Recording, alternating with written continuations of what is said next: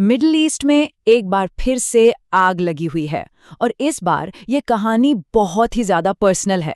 एक ऐसा चौंकाने वाला एक्सपीरियंस जिसे शायद कभी भुलाया नहीं जा सकता। ऐसा इसलिए क्योंकि कल सुबह तक मैं और मेरा परिवार दुबई में ही थे, ठीक उसी जगह जहां से ये सब कुछ शुरू हुआ। पाम आइलैंड पर जो फेरोमोंट होटल है, जहां एक बहुत बड़ा धमाका हुआ और आग लग गई, हमारा होटल ठीक उसके सामने था, बस सड़क के उस पार।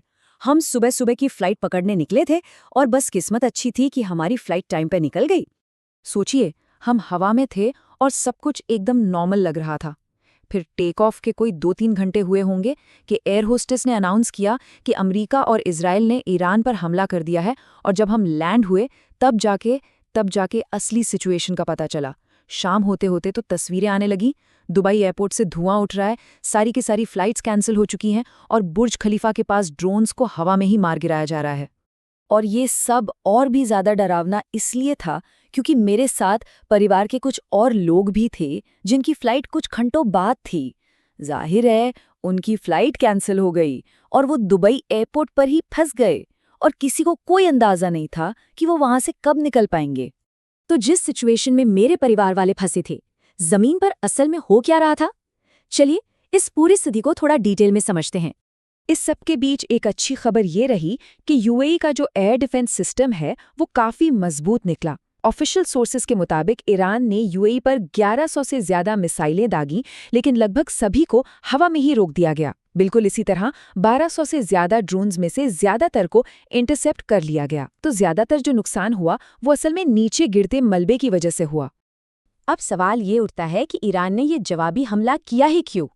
तो इसकी शुरुआत हुई अमेरिका और इजराइल के एक बहुत बड़े हमले से। अमेरिका और इजराइल ने मिलकर ईरान पर एक full scale military attack launch किया, जिसे नाम दिया गया ऑपरेशन एपिक फ्यूरी। अमेरिकी अधिकारियों का कहना है कि ये हमला कई दिनों तक चलेगा और उनका मकसद है ईरान की मिसाइल इंडस्ट्री को पूरी तरह से तबाह करना। ये हमला सिर्फ एक जगह पर नहीं है, बल्कि पूरे ईरान में फैला हुआ है। राजधानी तेहरान के साथ साथ इस्फहान, कोम और करमानशाह जैसे बड़े कल्चरल और स्ट्रेटेजिक शहरों पर भी बमबारी हो रही है।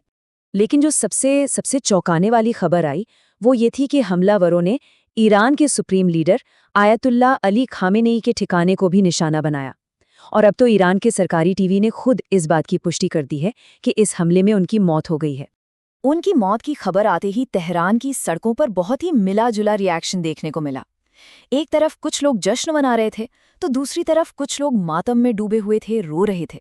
तो इस हमले के जवाब में ईरान ने एक जबरदस्त पलटवार किया, एक ऐसा पलटवार जिसने पूरे खाड़ी क्षेत्र को जैसे आग में झोंक दिया।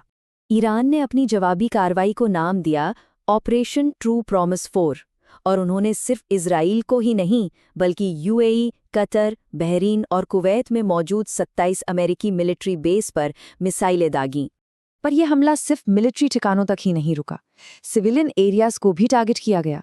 दुबई इंटरनेशनल एयरपोर्ट और वहां के 5 स्टार होटलों पर हमले हुए। कतर में अमेरिकी एयरबेस से धुआं उठता दिखा और बहरीन में तो अमेरिकन नेवी के बेस पर सीधा हमला हुआ।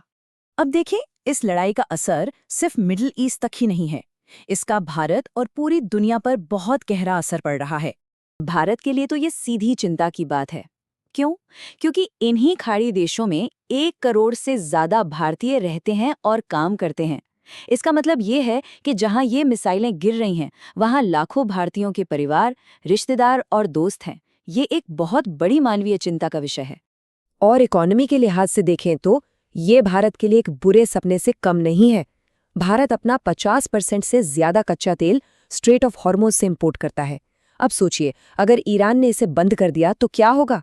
भारत की तेल सप्लाई ठप, और इसका मतलब पेट्रोल डीजल के दाम बढ़ेंगे और महंगाई वो तो आसमान छूलेगी। इस हमले की टाइमिंग ने भारत को भी एक बहुत मुश्किल सिचुएशन में डाल दिया है। हमले से सिर्फ 2 दिन पहले प्रधानमंत्री मोदी इजराइल के दौरे पर थे और नेतन्याहू से मिल रहे थे। दूसरी तरफ इजरायली डिफेंस ऑफिशियल्स का कहना है कि ये हमला हफ्तों पहले से प्लान किया जा रहा था। लेकिन इस पूरी सिचुएशन की जो सबसे दिल दहला देने वाली बात है वो ये है कि ईरान में एक स्कूल पर भी हमला हुआ। ईरान के मिनाब शहर में लड़कियों के एक प्राइमरी स्कूल पर बम गिरा, जिसमें कम से कम 100 बच्चे मारे गए। और विडंबना देखिए, इसके बाद इजराइल के ऑफिशियल अकाउंट से ट्वीट आता है, इजराइल को अपनी रक्षा करने का अधिकार है, जबकि पहला हमला उन्होंने ही किया था। तो अब सवाल ये उठता है कि आगे क्या होगा?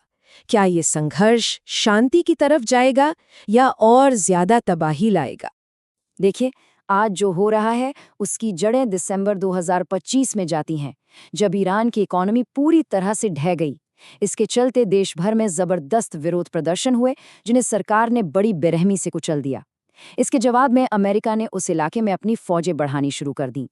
और सबसे बड़ी विडंबना ये है कि हमले से ठीक एक दिन पहले ओमान के मंत्री ने कहा था कि एक शांति समझौता बस होने ही वाला है, लेकिन अगले ही दिन उम्मीदों पर बमों की बरसात शुरू हो गई।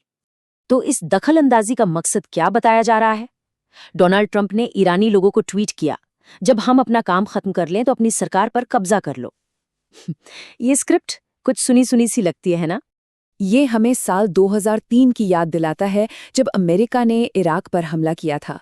तब भी यही तर्क दिया गया था कि एक तानाशाह को हटाकर शांति और लोकतंत्र लाया जाएगा। देखिए, सद्दाम हुसैन और गद्दाफी दोनों ही क्रूर तानाशाह थे, इसमें कोई शक नहीं है।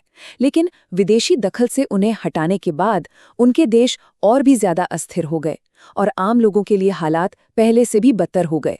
तो अब सबसे बड़ा डर यही है, क्या ईरान के डिक्टेटर को हटाने से वहां के लोगों को सच में शांति मिलेगी, या फिर ये देश भी इराक और लीबिया की तरह एक कभी न खत्म होने वाले अस्थिरता और अराजकता के दौर में फंसकर रह जाएगा? ये एक ऐसा सवाल है जिसका जवाब शायद सिर्फ आने वाला वक्त ही दे सकता है।